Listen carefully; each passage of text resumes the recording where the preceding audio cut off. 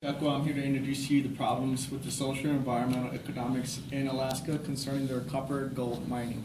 I will look at this in three specific manners, but at first I'd like to start off with the quote, "There can be no liberty unless there is economic liberty." That was shared by Margaret Thatcher. Now, first I'd like to bring up into this my visual aids, trends in Alaska's people and economy, and we look at this with the in many aspects. So I'll be leading us through contingency plans, prisoners' dilemmas, principles of economics, cost-benefit analysis. But first, I'd like to begin with the history. Currently, right now, 500 billion Alaskan gold and copper mines in upstream battle with the EPA. Now, basically what this boils down to is the environment. One of them stands to gain more than another. And so, to understand this, you have to go all the way further back. It's been an ongoing issue up there, and there is only, out of the population, 1 out of 6 is actually a strong influence from the Native American community. So if you take away the working class as far as what is actually providing food and nourishment and education, that's a major part of it comes from mining. So as much as you'd want to take away from it is as much as you'd actually deprive the people from gaining an education and health benefits and health care, or for the basic simple part, having money. I did I'd like to bring this to the attention of this other site here, which has to do with the demographics, has to do with the numbers, the population. When it started to be researched, in 1740, it started to incline, which means we're getting more people. And as a result of that, the more people you have, the more people you'd actually have to employ. So that goes all the way back to mining. And Alaska's a great state that has a huge, substantial amount of copper and gold, and as well as silver. So the political battles over the mining are brought forth by Stephen Birch. There's 5 mines. There's Bonanza, Jumbo, Motherlode, Erie, and Glacier, So these are 5 mines within this here state. Now, I'd like for you to willingly come up here when you have your free time and look at the markings here, but you can clearly see the dark marks. These are where the minings are happening. The extraction costs and market demand to predict outcomes and devise policies to improve outcomes. That is actually the study of, which brings up another issue of study of toxic risk, which is epidemiology.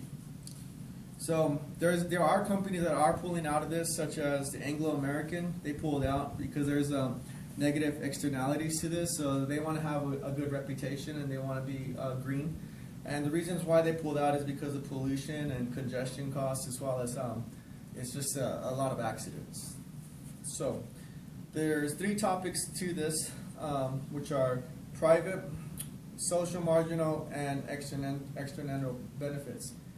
External benefits are like, for instance, gold, right? Gold is actually used in technology, like laptops and stuff. It's a conductor, and it reduces a lot of stuff. Silver, as you can tell, a lot of people use silver for arts and crafts and certain other non-perishable stuff. The other thing would be social marginal. As I mentioned earlier before, is the fact that we're employing the welfare of the state. And if you pull out a company like this, and how else are you going to, give them some economics? So that's the private factor. Is if they're going to stay, then they have to start looking at the liabilities, which deals with, in 2 forms, strict or negligence. The Comprehensive Environmental Response Composition and Liability Act of 1980 started bringing this out into the line point. You couldn't really hide this issue any longer. So from 1980, from 2013, there is a frontier within a frontier to address the situation, and it has to deal with the market-based policies. Tradable pollution permits, the set number of permits allowed by the cap trade. Company markets the set prices, though. So this brings in the prisoner's dilemma of telling the truth of what is really actually going on. The mining company that I like to bring into the limelight is Pebble Mining, and that has to be because one company pulled out, which is Anglo American, but Pebble Mining is still actually a company that is still active, and the reason why is because they can actually afford to play. So, again, to reference the beginning, there can be no liberty unless there is economic liberty.